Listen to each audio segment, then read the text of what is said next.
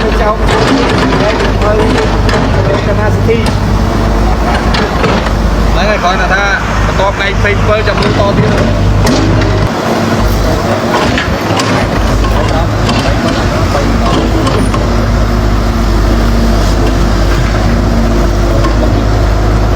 nếu jam squat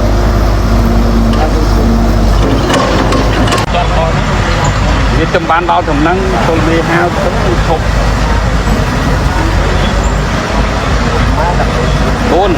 bốn mét chiếc à còn giấy đó rấu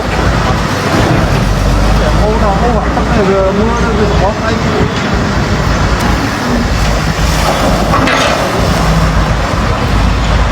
đấy người nó chơ mùi chơ nó trên mắt trên mắt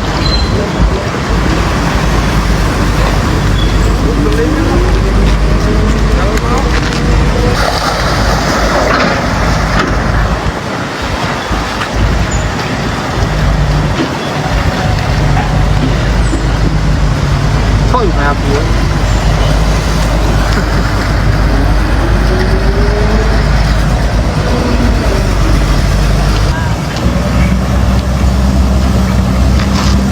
có một thôi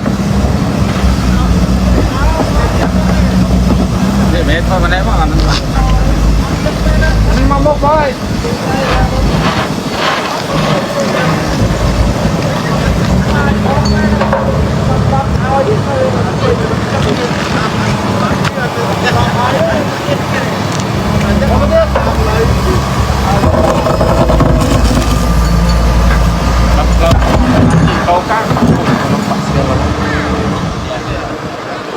tới miền Bắc